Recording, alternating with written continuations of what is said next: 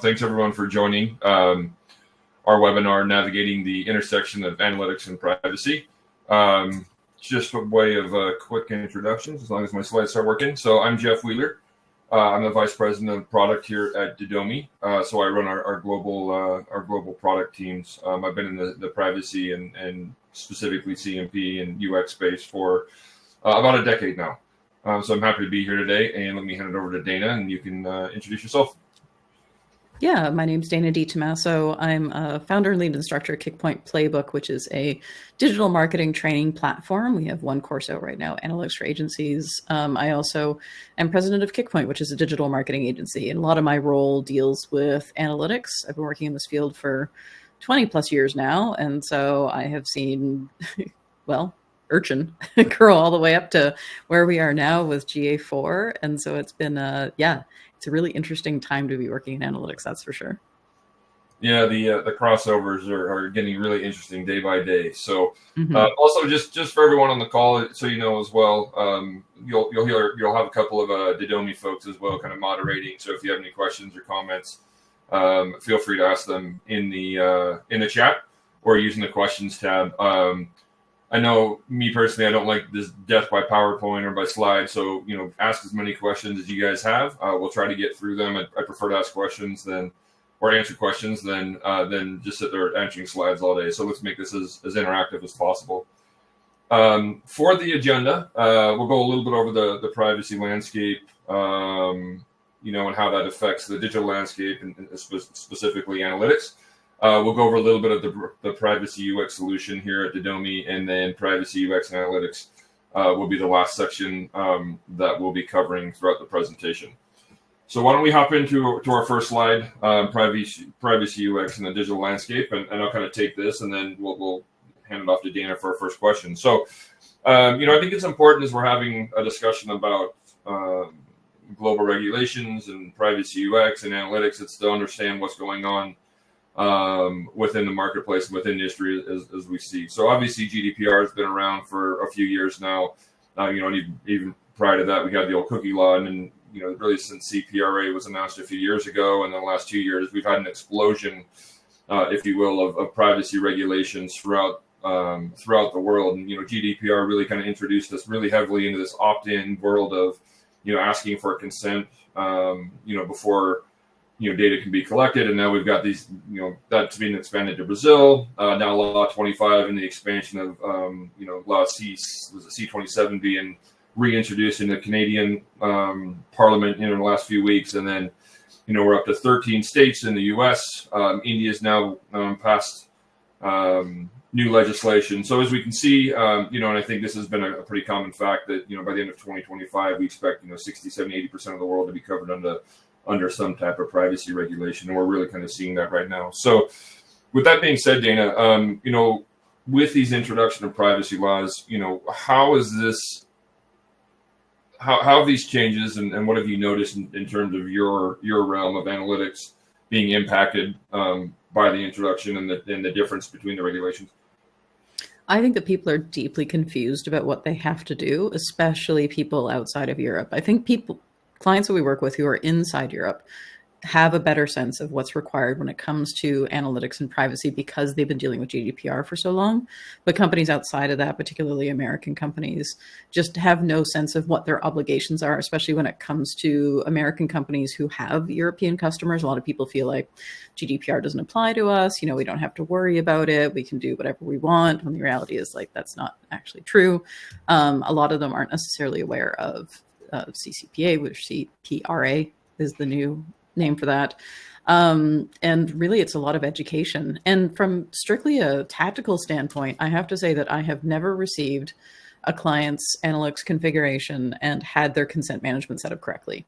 I think there's a huge disconnect with regards to technical requirements of consent management, where people feel that just adding a banner to their site somehow will magically restrict cookies, when the reality is you actually have to tell your analytics products what to give and not give to users based on what they've selected. And that seems to be a huge disconnect in the industry as well. So while the laws are great and people talk about them, this is what you should do and everything else, I think that the actual day-to-day implementation is actually quite poor by a lot of companies, unfortunately, which is unfortunate because the fines are not kidding around amounts of money.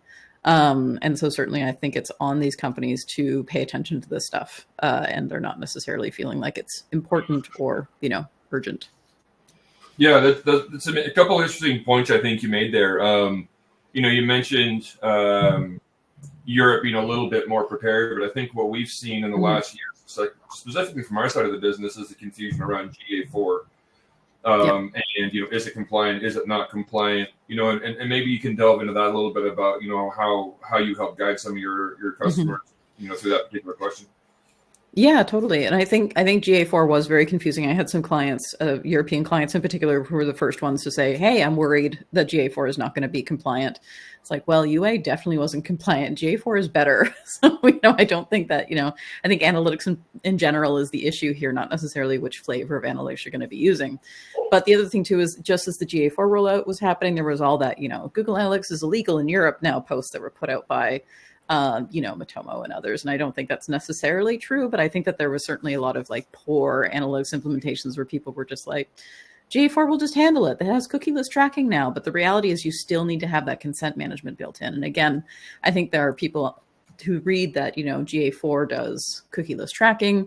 GA4 can, handle this stuff, but you also still need to tell it what to do. And again, I think that that's the real disconnect, and that's related to consent management platforms. And people think that the platform is going to take care of all this stuff for you when you still have to do your work on the back end to ensure that your GA4 tags, however you're deploying them, understand what consent the user has selected and respect that choice with regards to the data that you capture. And I think related to that as well, I think there's a lot more awareness of server-side tracking as opposed to client-side tracking, particularly with Google Tag Manager when it comes to GA4. But again, it's something where it is a bit of a technological leap to go from client-side tracking to server-side tracking. Companies may not have the resources in-house, or they may be working with, especially if they're working with an agency and not necessarily an agency that has an analytics team or an analytics expert on staff, they may not be able to go with server-side tracking, or they may not understand the implications of it. Some people think that server-side tracking is just an excuse to you can just track whatever you want now because you can't be blocked. That's not actually true either. So I think that there is a lot of confusion and misinformation out there when it comes to tracking and what GA4 can do and what it can't do.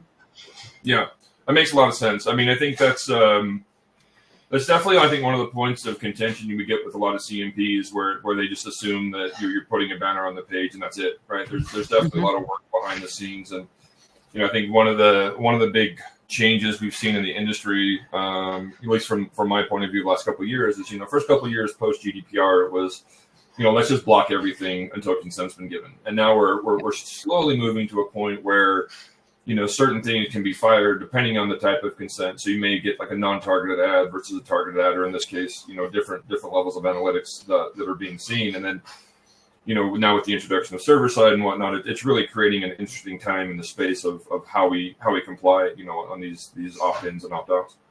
Mm-hmm. Yeah, definitely. Yeah, which I think is related to the question actually that Joe Schmidt just asked, was covering the differences between hard opt-in versus soft opt-in. Do you want to start off with the answer there? Well, I mean, if you have a thought, why don't you go ahead? I'd be curious to get your input on it. Yeah, I mean, I don't think that either of these are specific, hard and fast definitions either. I would say that hard opt-in versus soft opt-in is the idea of, at least from my perspective, are you going to not take anything until you've been given some consent, or are you going to collect cookieless tracking until they have consented or not consented, as the case may be? So in particular, for example, hard opt-in would be, you're showing the cookie banner, the person's on the website, but they haven't made a choice yet. You are collecting nothing at this point. No GA4 tags, no analytics tags, nothing has fired at all. And in this case, if you're using Google Tag Manager, you would have all of your tags fire on cookie consent update. So you're basically waiting for the person to make that choice. So that would be the hard opt-in. The soft opt-in would be where you could load, say, GA4 based on page view, but with a cookie consent state of denied. And in that case, it will collect some data. Now, the important thing is that people will read that there is modeling in GA4 when it comes to this stuff. And so they'll model, what you receive with cookieless data, but not everyone necessarily qualifies for this. To qualify for cookieless data modeling, you have to have consent mode turned on. Step one. Step two, you need to have at least 1,000 people who said yes in a day to cookies and 1,000 people who said no in a day to cookies. And if you don't have both of those requirements, the modeling isn't necessarily going to show up. And I've even been talking to people who have met both of those requirements, and they still don't have things showing up all the time. It actually looks like it's there might be a delay or a lag in getting that going. So there is also a bit of confusion, I think, with regards to what Google says in their documentation versus the day-to-day reality of GA4, where they're getting this cookieless tracking, but is it what you want? And so, I mean, I think it's also a choice in terms of the company's risk level and what their, data protection officer is comfortable with, or data privacy officer rather. Like, what do you want to do as a company? Are you comfortable with cookieless tracking? If you want to say, we don't even want to touch that, then just don't. Just go with the hard opt-in versus the soft opt-in. And that's what we've done for some clients, is complete hard opt-in because they just don't want to touch cookieless data, which is totally fair. Yeah. I think you nailed that description. That's the same direction I would have taken it. And, it kind of leads into, Stephen just asked a question, and I think it's, it's a fair question. I think in the, so Stephen's asking, can we confirm whether or not we're using cookieless to mean first-party cookies, but not third-party ones? I think there's kind of a few ways to answer that in terms of if we're talking specifically about, analytics and Google stuff, or are we talking specifically about like CMP as a whole, right? So when we say, cookieless, I would say cookieless is like the direction the industry is going, right? Google's now through the privacy sandbox and through their different programs announced the deprecation finally of the third-party cookie, by the end of 2024. And I'm assuming when you're talking about cookieless, you're talking about the difference between the first party and the third party and what data can be collected, correct? Yeah. And I would say that is the big thing, is that using first party cookies, but not third party ones. And the other thing too, is when you think about how, and I'm talking about GA4 specifically here, how GA4 tracks people is the idea of setting, that client ID of GA4 in a cookie. So if you come back again, they're able to track you. If you're not setting those cookies at all, then you're a brand new person every single time. And, every page view, for example, would be a brand new page view, not necessarily connected to other page views. You can do cookieless actual, multi-page or session tracking through server-side tracking if you're going to get into that. But I don't know if we want to necessarily get into the technical requirements. There's lots of good articles out there on how to do this. One of them is by, if you Google Stape, and it's at stape.io, stape.io, and it's cookieless GA4 tracking using server GTM. They have an excellent explainer on how to do this if you're feeling a little stuck on what to do when it comes to server-side tracking, and how you could create serverless sessionized tracking in GA4. Yeah, and I think the term cookieless also can be a little bit confusing. Is the cookies is obviously the way of storing the data, right? So in a way, first-party cookies are never going to go away. It's this idea of the third-party cookies that will somewhat soon be deprecated and lead us down whatever path the industry is going to go for in the next year. So it becomes interesting, and I think as we can somewhat transition into the next slide, right? We're talking about global regulations and how this impacts analytics. We do have another regulation we haven't talked about, that's taking effect in February of this year, which is the Digital Markers Act. I think that becomes an interesting, interesting topic of itself and how this is going to impact. So maybe I can hand this slide over to you, Dana, and you can walk through and explain this one. Yeah. Now, the Digital Market Act, I think, is one piece of legislation and I believe the date for implementation just got pushed. Is that correct?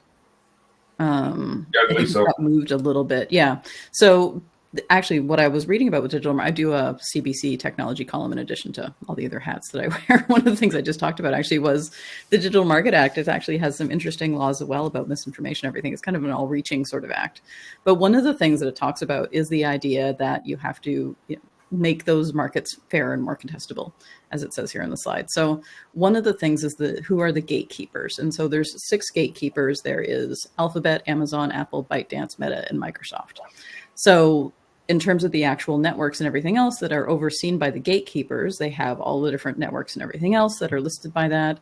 And then they have a list of do's and don'ts with regards to user privacy. Basically, they're trying to make things completely level playing field and not have one company, Google, be able to do things because they have, control over multiple networks. Like Google has, analytics, and they have ads, and they have YouTube, and they have everything else. And so they can, give preference to their networks.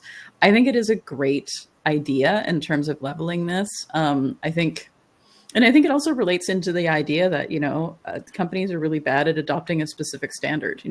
Cookies almost, if you think back to the beginning of when cookies became used for analytics, it was sort of a hack at the time. It was like, oh, I guess we'll use this thing in order to use it for analytics tracking. It wasn't really what it was intended for originally. And now it has just become this thing that chases you around the internet. And I think part of it too is, I think this Digital Market Act goes part of the way that it needs to with regards to, making it fairer for people. The other thing too, with regards to the user consent, is that these gatekeepers must get user consent in order to process personal data. So they outline how people can get consent. They don't want to use, any deceptive dark patterns type stuff.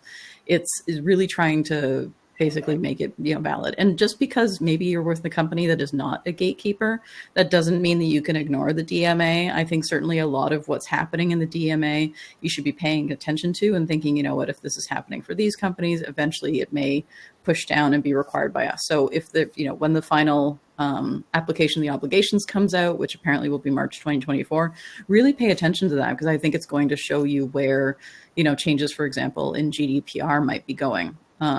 Once it gets out of the gatekeeper stage. I think the gatekeepers are really the guinea pig, for lack of a better term, in terms of what these changes are going to be. In particular, the data portability rights, I think, is really interesting, where there's the thing you can take your personal data and move it to another platform or service. If you provide, software as a service, eventually that sort of requirement may apply to you as well. So I think thinking ahead, you really need to look at the DMA, and maybe it doesn't apply to you, but start to read it, because I think that those sorts of things are going to be what we're going to be talking about in 2025, 2026 when it comes to other businesses as well. Yeah. I mean, so specifically from the analytics point of view, strategically, how does that start to change the way that, you're talking to your customers, your clients, going into 2024? Yeah, I think the biggest thing, for us, nobody comes to us because things are great. So I always tell the team, nobody comes to us because everything is working exactly as it should and everything is set up correctly. So part of it is determining where clients are sort of on the spectrum of they aren't doing anything that they should be doing with regards to privacy to they're doing most things, but there's a couple of things that could use tweaks. Most of the people who contact us are in the we are doing nothing side of things. And so part of it is really having a conversation with them to say, you really do need to do these things. Do you have the ability in-house to, a lot of these companies have a sizable European user base and may not even have a digital privacy officer, a DPO on staff, So let's start there, and also, as a consultant, there are things that we can do to get you in compliance. But the reality is that organization wise, you really do need to start to think about this, because it just takes one person to go. We can set up your tag manager container to work exactly as it should. But then it just takes one person who's, hired a new ad agency and they asked to add a cookie, and then they just go ahead and slap it into tag manager without any sort of, consent checks in the trigger, and then all of a sudden you're out of compliance again. So it's not just a conversation about the actual, tactical requirements of what we need to do for privacy, but it's actually helping the client change how it approaches privacy in general. And a lot of clients sometimes have this sort of adversarial approach to it, like, oh, these rules, I don't want to follow them. I just want to track people. Well, the thing is, a lot of people have ad blockers, and you're not even talking about the 40% of Americans in the last survey who use ad blockers on a regular basis. Yeah. I couldn't find data for Europe. I'm sure it's quite similar. Those people just aren't showing up in analytics already anyway. So you already don't have accurate data. Just get that out of your mind. Just pretend, you never had accurate data. You haven't had accurate data for years. So let's start there. Yep. Now, what are you going to do to respect consent choices? And I think that is a big challenge for a lot of companies who have thought that consent is for, just European customers, or it doesn't apply to us, or we're doing it, but, all they've done is put a banner on their WordPress website that doesn't actually control any tags. And so that's the kind of people who we deal with, are the people who are in that kind of situation. So that is a big change for a lot of companies. And so over time, realizing and just sort of having that antenna up of, oh, you know what, I should be dealing with this, or that may impact privacy. We need to have a conversation about this. And then once we get their analytics house in order, really starting to say, okay, so now you're collecting data. Where is that stored? Who has access to it? Are you, please stop trying to share CRM access with us. We don't want to see your users, that kind of thing. And doing that education piece as well, beyond just, the on-site collection of analytics. But it is a process for sure. Yeah, absolutely. It's a battle we see every day. So let me Joe asked another question, kind of relevant to one of your answers, Dana. So maybe we can answer that real quick. Mm-hmm. So when you say processing, when you say process consumer data, are you actually meaning collecting and processing consumer data? Yeah, that's how I'm referred to it when I say processing, because you have to have the data collected to process it. So if you're just collecting the data, I mean, really, it's just nobody really just collects data and doesn't process it. It is just processing, period. It's something is processing it somewhere, even if it's just GA4. There is still processing happening there. You're not just like putting it into a database of some kind. Yeah. Yeah, and I think as we get into the next slide, specifically with DMA, you mentioned the six, kind of the six big they're going to be targeting. It'll be interesting to see what their solutions they start to come up with in terms of garnering consent, right? If there's specifics that they come up working with CMPs, or if they have some other type of solution that requires that. Because I think right now that's still a little bit of unknown, in the industry. And I know a lot of conversations are being had. There's definitely not a solid, valid solution that's been proposed so far. So, it'll be interesting. I think it kind of leads, into this quote. So we had Max Schrems on a previous webinar at Didomi with one of our CEOs, and he said, I think the bottom line of anything is that without consent, you simply cannot do it. And that's a pretty, coming from someone like Max, who I know is also not a big fan of CMPs and banners and pop-ups and whatnot. It's interesting that we're kind of there, that he's saying that, right? And so, when you think of a consent model, and how do you think that actually works with advertising and analytics? I know we've covered a little bit, but maybe we can go into that a little bit deeper. Yeah, I mean, I totally agree with Max. Like, that's you can't do it without consent. But the other part of it too is that consent management is not necessarily what we have right now with banners and everything else, are not necessarily the best option that we could have out there. It is not a great user experience. There's a significant amount of banner blindness that's happening. And the other thing too is this idea, and this is really what some of the more recent regulations are trying to deal with, is that idea of dark patterns. When I sometimes I'll change my VPN, because in Canada, I don't necessarily see as many cookie banners as someone in Europe would. So sometimes I'll change my VPN to say like Stockholm, and then I'll browse the internet for a while. And what I find is really interesting is the volume of differences in those consent management platform dialogues that are shown to people, and if they're actually like doing the thing that you're supposed to do. So there's a plugin, actually, if you are curious, a plugin that I use for Google Chrome is called AdSwerve Data Layer Inspector Plus, which just rolls off the tongue. But what's really nice about it is it shows you everything that's happening with regards to data layer pushes and analytics that's being tracked. Again, it's called AdSwerve Data Layer Inspector Plus. There's just a question in the chat, but once I'm not talking, I'll paste in a link to it on Chrome. But what I really like about it is that it does show you what's happening with regards to consent. You can see when tags are being fired, and then you can also look and see like what was actually being collected for the most part. It doesn't necessarily work as well for server-side stuff. There's a bit of configuration that you have to do. But in the case you're just looking at client-side information, it's a great plugin to use in that way. And so what I find is really interesting is that a lot of the consent platforms are, they'll say allow all or anything. Like, that's not, you should have deny as an option, and then some places will have allow or deny, all non-necessary. Well, what's the necessary cookies, right? So I think that there really does need to be standardization with regards to those banners, but the banners are not the best option. I mean, ideally, and I think Max would, agree, is that there's no consent at all. And someone would say, oh, actually, you know what, you can track me. But the question I think that everyone is grappling with right now is, how are we going to know if our marketing is working? Which is a fundamental problem with regards to budgeting and whatnot. And then the second thing is, who is actually realistically going to opt into tracking if opt out is the default option? But should that have been the default option all along, And so as someone who's never worked with a publisher with regards to advertising, I know that that's their lifeblood, and it's really difficult to necessarily prove that, that it's working unless you can get this level of tracking. So it is really this pull between businesses needing tracking in order to prove their value, and then the consumer who's like, well, please stop tracking me all across the internet, and then people who are just bad actors and abuse the possibilities that are out there, and you say no to tracking, they still track you anyway.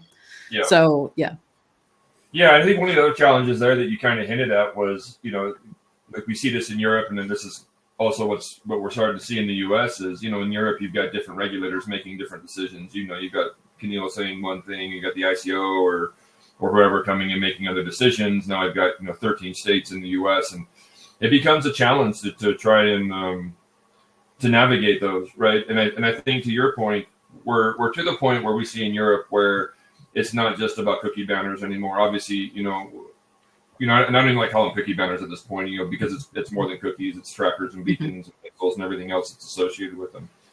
But it's looking for different ways, different methods of looking for consent. And I think that's where, this topic of analytics becomes really interesting because, I think specifically we're looking at things like analytics, like GA4, but there's also a lot of like value you can get from the analytics and your tools and your third-party providers you're using to make those better experiences. I know that, for instance, some of the things we've seen over the years, that, making sure that, the messaging is clear to people is much more likely to get higher consent rates and making sure that, you're offering that level of visibility creates higher consent rates. And those are things that you get from analytics, whether it's GA4 or whether it's like a tool like DiTomaso or whoever that, creates a lot more value in terms of, what we're seeing. It looks like we have another question. Do you see advertisers utilizing the IAB TCF framework for controlling elements, giving/reviews consent? So, Steve, I'm kind of having a hard time understanding what you're asking there. Could you maybe like rephrase that or reframe that a little bit?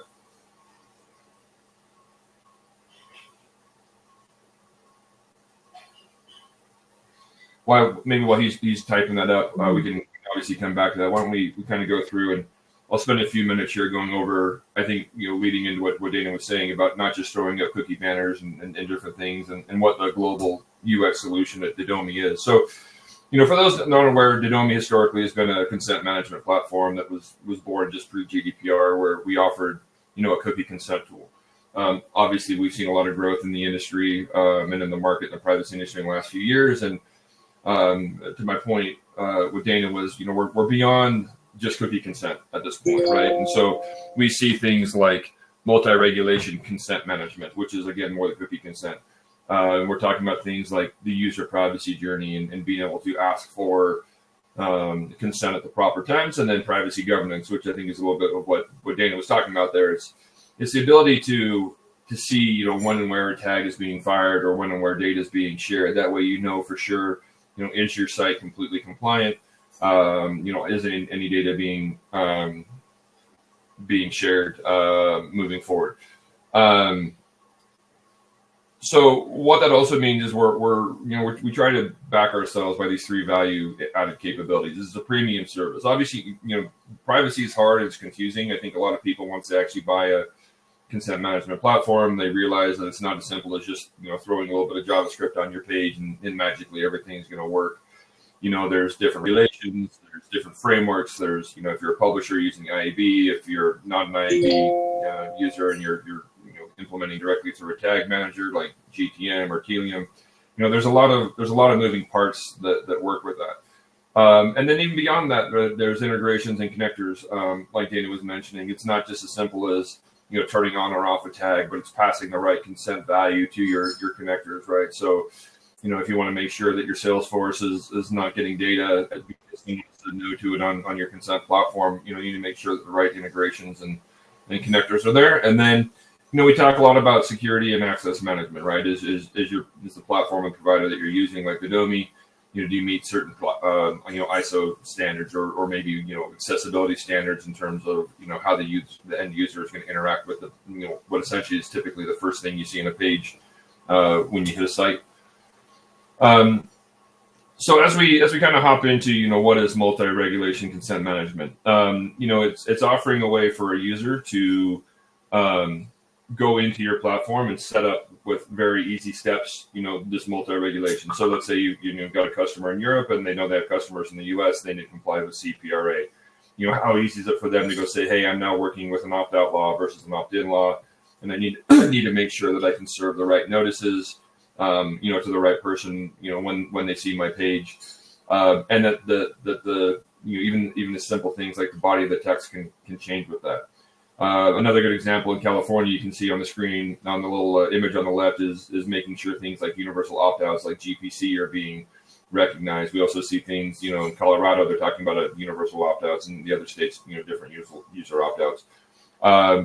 I mentioned the geo-targeting a little bit, but if I know someone's from California, or if I know someone's from Utah, are they going to get the right notice based off the law that they're coming from?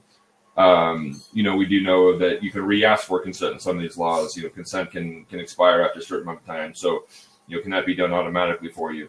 Can your consent be seen across multiple domains? So you're not setting up 1,000 different banners if you're a big company that has a bunch of different websites. But then also offering the flexibility to customize the notice to your site. I think it's glaringly obvious when you go to a site, and let's say the color scheme is purple and white, and you've got a bright orange banner that doesn't fit. How much effort they really put into it, right? And those things actually really make a difference. And then last but not least, it's the ease of implementation. CMP is not always the easiest thing to do. It's as simple as putting a JavaScript or a tag or an SDK on your page, your app, or your CTV, but it's also how do you interact with the different platforms and go from there. So let me pause real quick. It looks like Ed, you had a question. What are your thoughts about CMPs that attempt to show different banners based off geo-targeting, and how do we manage that when users use a VPN and IP-based geo might not be accurate? It's a pretty standard practice across all CMPs. There's really not a way for a CMP to know, hey, if I was, I'm in Utah, but if I was a California resident, there's really no way for me knowing that I'm a California resident and I should be, say, given the CPRA banner.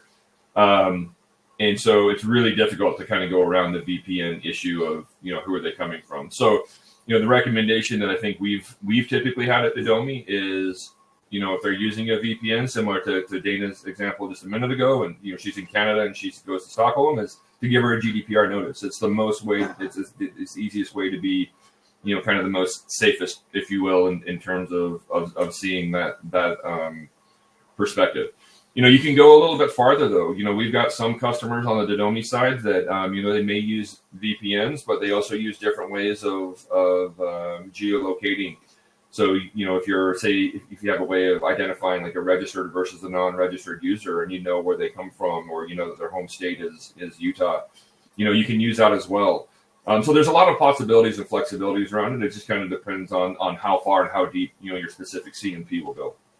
Mm-hmm. Yeah, and I'd like to add to that too. I mean, one of the things you could also decide, and I've had some clients do this who are extremely risk adverse, is that they don't want to bother with any geolocation at all and say, we're just going to default to whatever the most restrictive out of all the different privacy regulations that we have to follow is. So essentially, in this case, they decided GDPR was what they were going to follow. And that means that everybody gets exactly that level of, cookie banner, that consent management, the amount of tracking or not tracking that they do is based on that law, regardless of where people are. And actually from and geolocation, yeah, it's not totally accurate. It's getting worse all the time, especially with the new Safari location stuff. And actually the Safari location tracking that you can do now, I think is really going to cause a wrinkle for California, because you can, for example, if you put in, I don't have an iPhone, so I don't remember exact name of the setting, but you can say hide my location essentially. And then it will show you was showing up in different states as opposed to the state you're actually in. You still show up as within the United States or within Canada, but you show up in a different jurisdiction.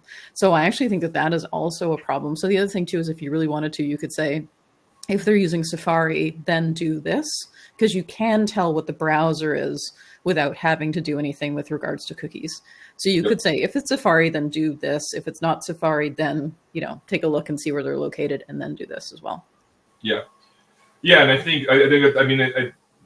that's really what kind of the direction we have a lot of our customers do. So Joe, I can see you're asking a question kind of about this as well, right? It's, I think there's a couple ways to answer that, right? So on the Safari, what we would recommend, on a DiTomaso platform in the Safari instance, was we always will have a default if a country is not recognized, right? So let's say we have a user or customer that has both GDPR and CPRA set up, and they apply CPRA just to California IP addresses. We can always default back to something else. So if something comes in and they come from Angola, we can say, well, let's just determine the GDPR notice to be the most safe, or they can default to whatever type of notice they want. And I think that's typically the safest way to do it. Now, Joe, when you get into DSARs, in my mind, like it changes slightly just because, when you're talking about DSARs and say the right to opt out or portability or delete my data or whatever that is, right? A lot of those are very similar in terms of the way they kind of cross between regulations at a very macro level. Obviously, there's more details that happen there, but where we see a lot of difference is they will usually, what we say our customers will do is like if they do have that commonality, they'll take the one that say has like the quickest time to fulfill, right? Because if I remember correctly, in the US, data subject rights are typically 30 days to fulfill, and in Europe it's 45 days, or it might be vice versa. But typically we'll go with, hey, like we'll recommend go with the 30 days. That way you're safe, because if someone does come in and it's a 45-day one and you miss it, then there's a lot of risk there. And that's typically the way that we go about it. But geolocation becomes awfully tricky. And the bigger you get, the more complicated your infrastructure is and whatnot. Then, there's a lot of ways to solve it.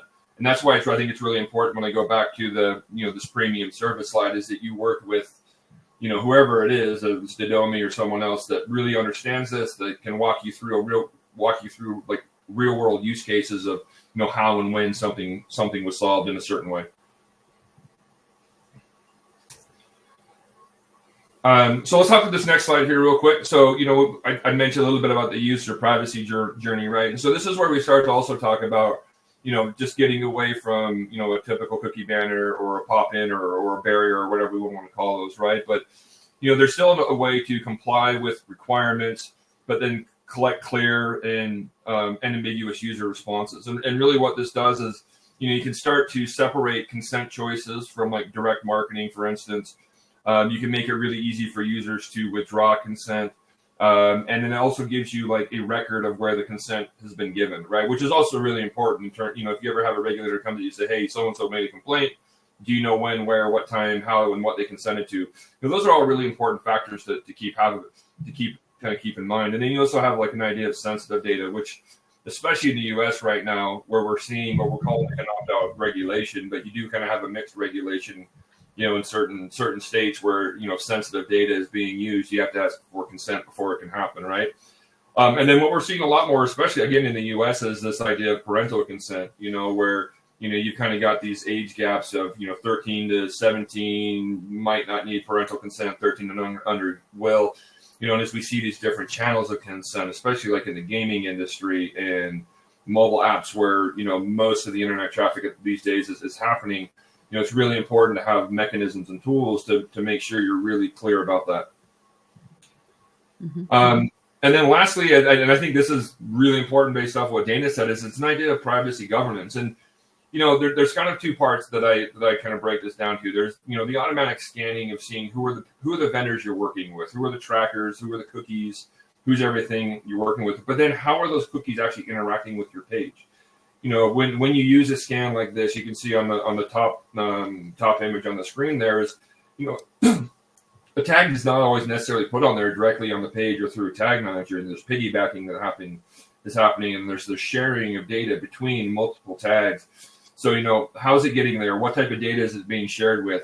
What level of risk is that vendor based off the type of data that they share? And then, utilizing your partner to make sure that you have those recommendations. And I think, this last bullet point on this one is important, is consent scenarios, right?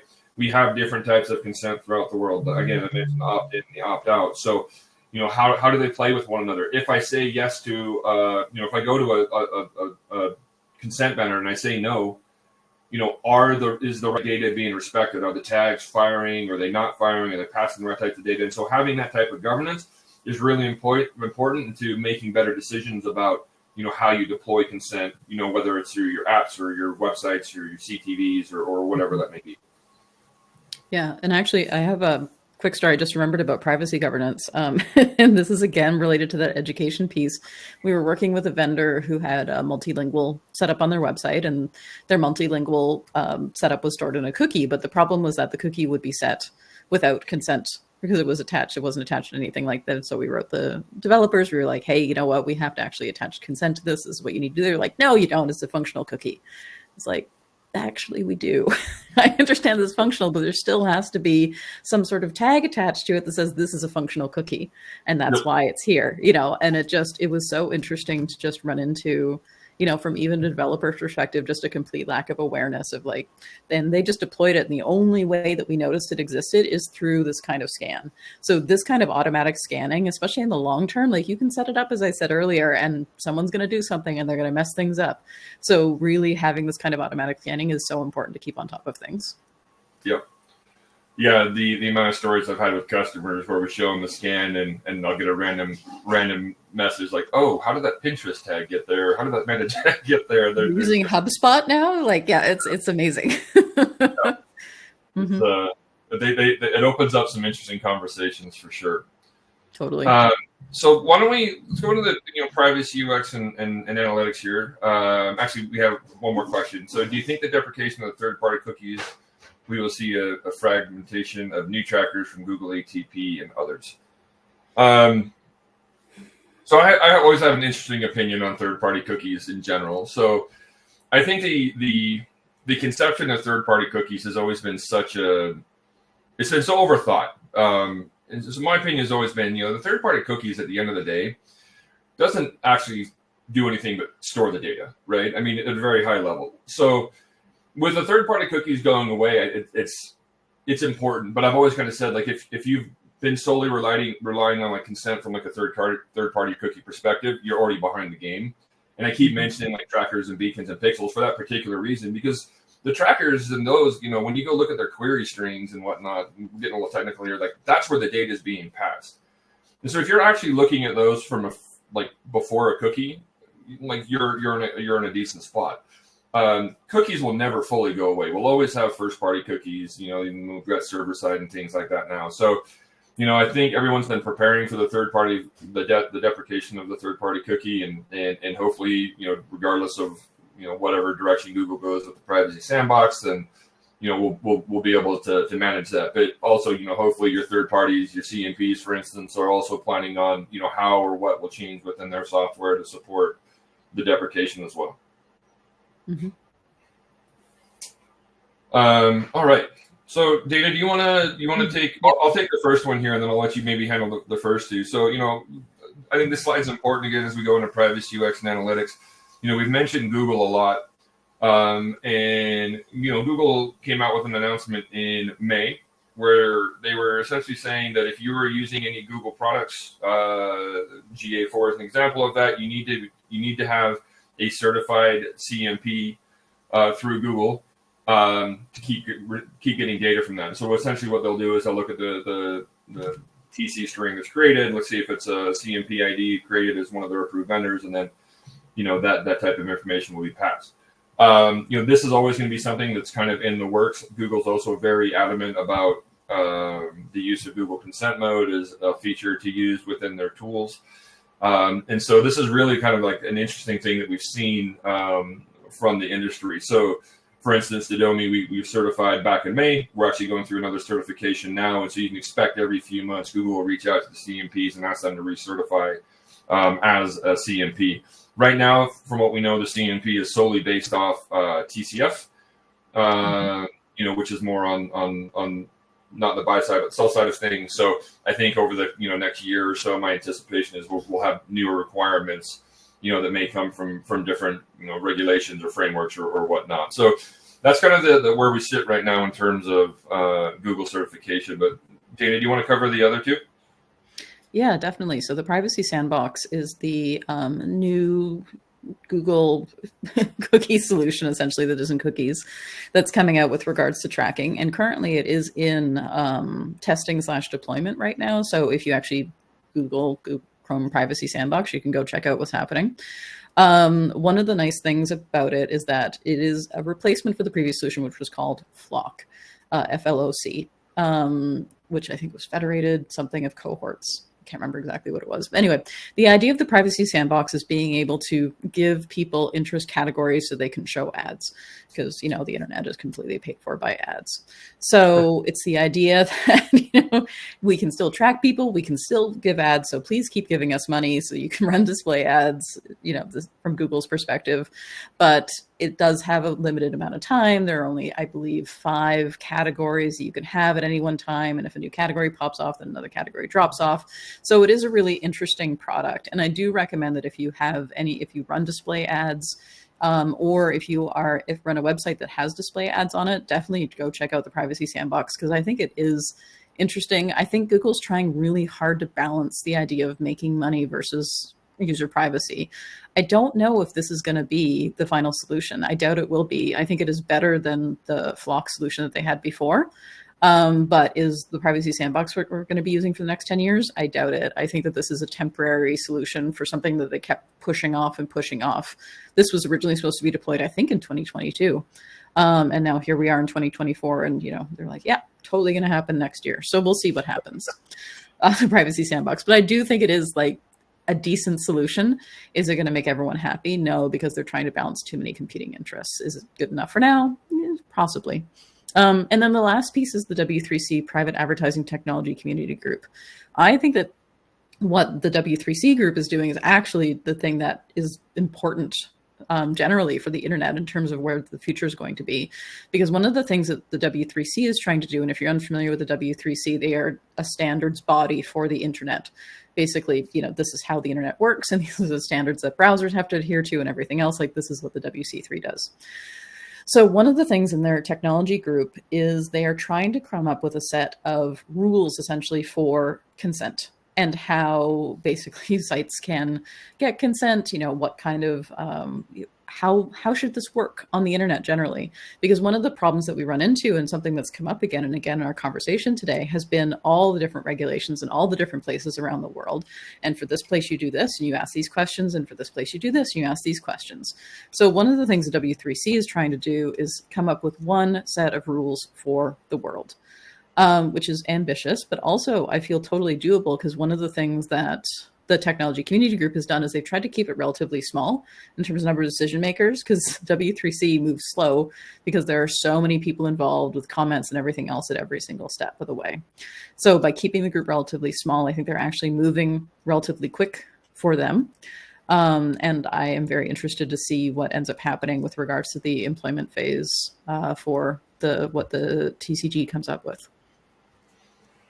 Yeah, it's kind of an interesting conundrum we have here. So, what do you think these different initiatives tell us about the future of advertising? And I know it's a little bit loaded question, because we also saw what Meta's doing in Europe right now. So, yeah, I think there's going to have to be some sort of reckoning in like what makes the internet make money. Is this really what it should have been?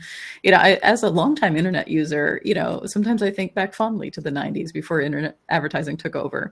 And it was just like the internet being fun and didn't necessarily have to make money. But unfortunately, we live in a capitalist society, and that means we need to make money. So that's really where advertising started to take over. And I think that there is going to be some sort of reckoning coming up where people accept that, it's like we've almost come full circle, where you used to do spray and pray advertising because you couldn't really track people. And it's almost like we're just going to go right on back to that again. It's like we tracked people so much, we broke our toys and we abused our ability to track people. And now we're going to get that taken away from us. And then we'll be showing ads, and maybe we'll know how often that they're shown. But think of it almost like newspaper advertising again. You'll know the circulation. You'll know how many visitors this page got, but you won't know anything else necessarily unless you put like a tracking number or something in there. But even then, is that going to be allowed? Who knows? And yeah, we haven't even talked about things like call tracking and everything else that can be used to track individuals. So I think I think for sure it's a really interesting time. And I think ultimately what's going to end up happening is our ability to track people is going to be lessened. I don't think how much we can track people now is the amount that we're going to be able to track people in even a couple of years from now. So I think generally, if you are working with leadership who are getting, huffy about the fact that they can't track people, just start warming them up to the idea now that they're going to be able to track people less going forward.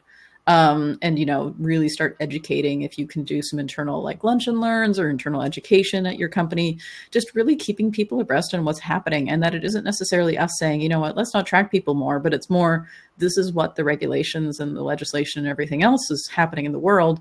This is where things are going. We need to be prepared for the idea that we can't rely on this third-party tracker that we use that tells us the company name of the people who've come to our website. That's going to go away. So what can we do instead?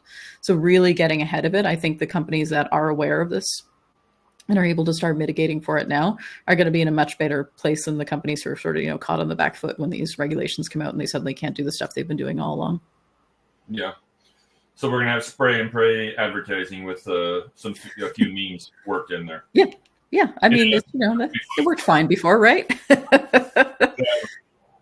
Okay. So on this slide, this is another quote we had from one of our last webinars, and Dan will have a follow-up question for you here. But, we see here the most important in this complex advertising world is to make it really easy to people understand what they're consenting to and respect their choices. Permission-based marketing is a wonderful thing and very powerful thing if you do it right. Could you maybe expand a little bit on what is permission-based marketing and what are the benefits that you see from it?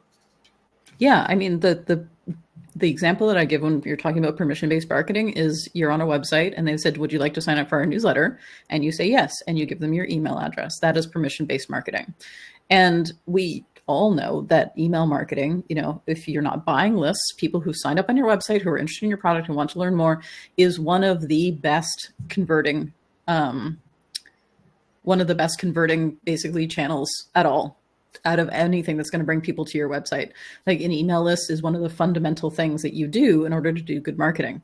So really thinking about it from that perspective is like, forget all this other stuff. Like, what can you do to make sure you've got people who are interested in what you have to do? You're not chasing them down saying, hey, pay attention to me, but you're actually, they want to engage with you. They want to give you data. And I think a lot of this is also related to sort of this goodwill that you can have with your customers if you treat them well. And so it's the same kind of idea where permission-based marketing is like, stop spamming me. It's that line between, are you going to respect your consumers or are you going to harass them until they eventually bail and chase them all over the internet? So I think I totally agree with Marie that permission-based marketing is the way to go. And the best way to think about it is to think about it as email marketing. Great. So I think these next slides, Dana, we're going to have you walk through, maybe some best practices, and what you can do. But let me pause here and hand these off and have you kind of talk to these next two slides as we wrap up the last few minutes. Mm-hmm. Yeah. So, I mean, I think that this, in particular with this slide here, we're talking about the idea of needing consent and app monetization. I think that's something else as well. Now, for me, I don't deal with a lot of app analytics. So that's my own bias that I don't necessarily think about app analytics all that much. So Jeff, I don't know if you want to speak to the concerns with regards to app analytics or not. But with regards to like needing the consent, I think that this is a really important slide. Grab a screenshot of this if you don't have one already, because this is sort of your guidebook for what you're going to need consent for and what you may not need consent for. And in particular, actually data clean rooms. I saw there's also a question from Sarah about data clean rooms. Jeff, are you able to speak to that? That's something I think that you have a lot more experience with than I do. Yeah, I mean, I think data clean rooms are still somewhat new, right? And I think the simple answer is, will it be taking a growing importance in the future of ads, in your opinion? Absolutely. I think data clean rooms in general from the whole privacy space will.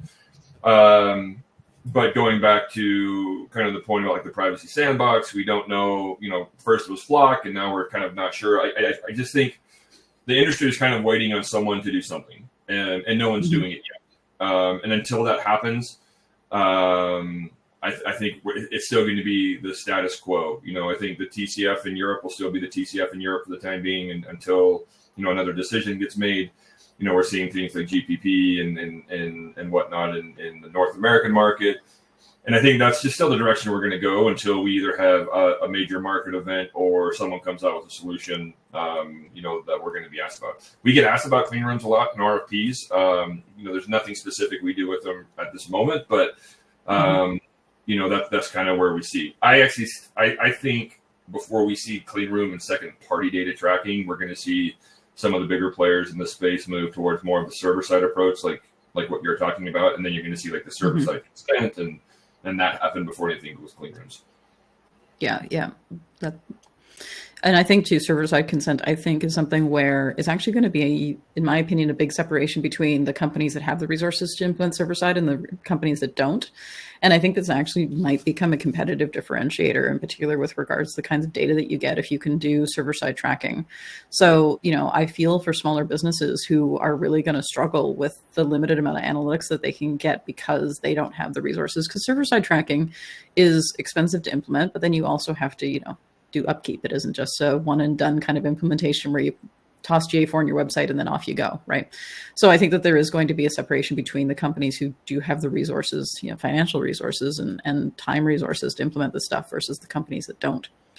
And then for the last slide here, I think that this is also a really important thing to mention is really the idea of consent rate. And this is something where I see a lot of questions from people who say things like, well, I want to track in analytics the people who said no to tracking. Like, no, you can't. They said no. You can't even track that they said no, So I think one of the things too is when you're choosing a CMP vendor, one of the things that they should be providing is the percentage of people who have said yes or no to tracking, which is one of the things that they can give you. So regardless of who you work with in this realm, like DiTomaso or elsewhere, make sure that you can get that kind of data, because one of the things that you can look at as well, and we're all about optimizing stuff, is there something that you can do with your consent banner that would maybe change the consent rate so that more people are saying yes as opposed to saying no? Do you need to phrase the language differently? Do you need to set up the buttons differently? Like, this is something that is in your control until there's specific laws saying this is exactly what it's going to look like for everybody across the entire internet. So is there something that you can do to improve that consent rate as well?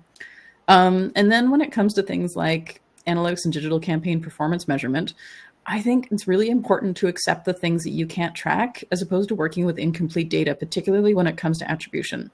What I'm telling clients is realistically the only people that we know when it comes to multi-channel touch points are people on Chrome who have said yes to cookies and don't have an ad blocker installed, which may be a very small percentage of your overall consumers. But the reality is that if you want to truly track multi-touch attribution, just look at Chrome users. That's it.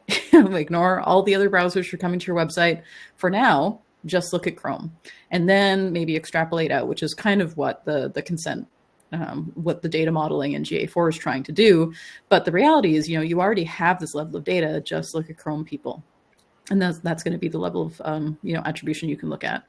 And then with regards to user experience, yeah, for sure. If you do A/B testing on your site, definitely, if you have a lot of people opting out of your cookies, it's going to screw up your A/B testing, because it's, and are you even able to fire A/B testing if people are saying no to the consenting? So definitely this is something, again, depending upon who you're working with for your conversion rate optimization tools, you're going to want to make sure that that's also integrates well with your CMP. And yeah, I think that's the last point here about monetization and financial performance is a high opt-out rate can limit the ability to run targeted ads and personalized content. Yep. But again, I truly also wonder how many companies talk about personalized content as something that they would like to do versus actually implementing personalized content. Because if you truly can't track people across the user journey, if they're using a browser like Safari and on day 8 they come back and they look like a brand new person, how much can you actually personalize? So in this case, it might be better to spend your time working on personalized content for the people you can track because they have logged into your website, because you know exactly who they are, because they've consented to having that level of tracking, and just don't even bother with personalized content for the people who haven't. But then also you need to think about, like, why are so many people opting out? If we have an extremely high opt-out rate, again, thinking back to that idea of improving consent rate, what can we do to improve that consent rate? Are we sending shady signals? Do we look like we're just going to spam people?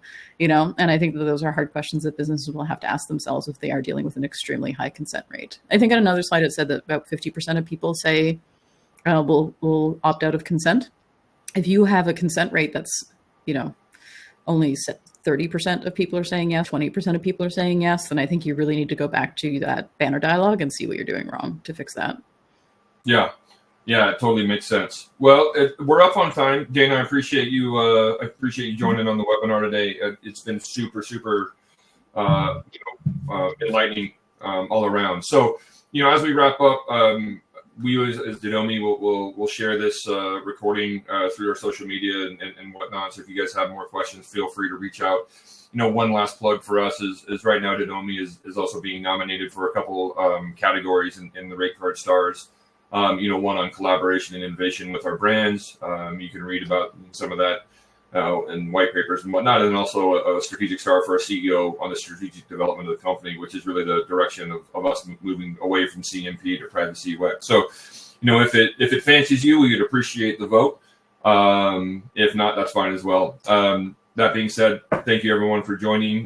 We appreciate the questions and the interactions, and have a nice day. Thank you so much.